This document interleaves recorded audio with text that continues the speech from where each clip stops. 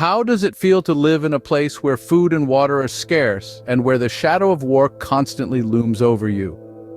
Imagine a land plagued by conflict where the echo of gunfire is the grim lullaby that ushers in each nightfall.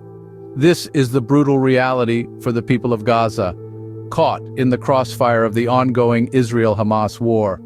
The conflict has left Gaza ravaged, its people grappling with the scarcity of food and water, and the absence of an army to shield them from the horrors of war. Amid this chaos, one might expect nations to rally in support, yet the response from Iran, a proclaimed ally, has been little more than rhetoric.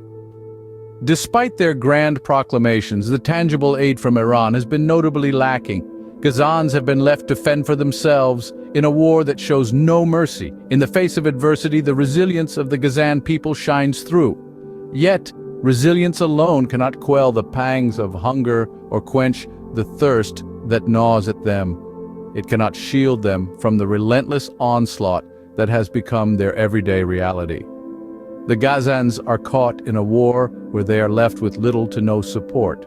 Imagine being a patient in a hospital only to be evacuated due to the threat of war. Now picture the scene at Al-Shifa Hospital in the heart of Gaza City. The largest medical complex in the Strip, Al-Shifa was suddenly thrust into the epicenter of a conflict it was merely trying to heal. The Israeli army, suspecting the presence of a Hamas headquarters within the hospital's tunnel system, ordered an immediate evacuation. The chaos that followed was palpable. The hospital's hallways, once filled with the sterile scent of antiseptics, rang out with the cacophony of fear and uncertainty.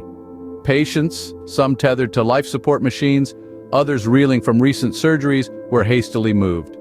Their eyes mirrored the horror of their predicament. A war zone was no place for the sick and the wounded, and yet, here they were, caught in the crossfire. Hospital staff worked tirelessly, their faces etched with exhaustion and worry. Their mission was, and always had been, to save lives, but how does one do that when the very sanctuary of healing becomes a target? Amidst this turmoil, the Israeli army carried out its search. The tunnels were combed, every corner scrutinized. Yet, the anticipated discovery of a Hamas headquarters proved fruitless. The tunnels, which were expected to house the orchestrators of war, held nothing but the echoes of the hospital's distressed occupants. Hundreds of patients were displaced, and yet nothing was found. The hospital, once a beacon of hope for the wounded, became an empty shell, a haunting reminder of the war that had consumed it. In the wake of such devastation, what can be done to aid those affected?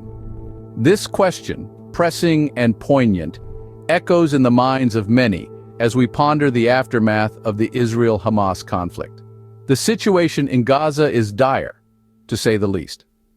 Thousands of homes lay in ruins, demolished or severely damaged during the conflict. The estimated losses run into hundreds of millions, a devastating blow to an economy already on the brink. But among this chaos, there's a glimmer of hope, a beacon of potential relief for the beleaguered people of Gaza.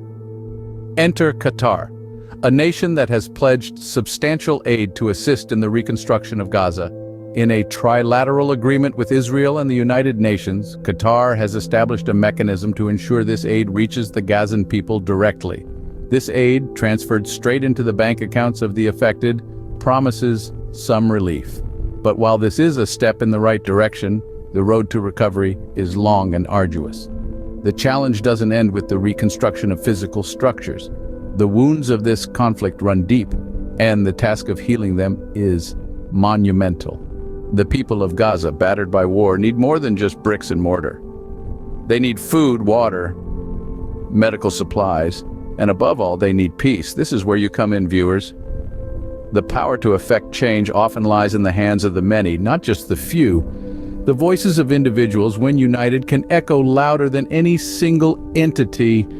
Your voice, your awareness, and your willingness to contribute to humanitarian efforts can make a significant difference. You can help by spreading the word about the plight of the Gazan people.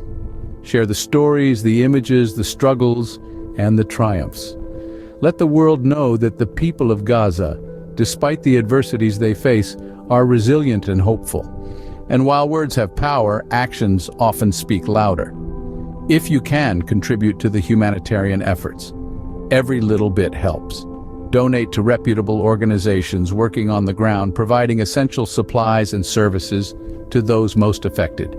The road to recovery in Gaza is long, and the journey is challenging. But every step forward, no matter how small, is a step towards healing, towards rebuilding, and ultimately, towards peace. Your voice has the power to bring about change. Use it to spread awareness about the plight of GAZAN'S and contribute to humanitarian efforts in any way you can.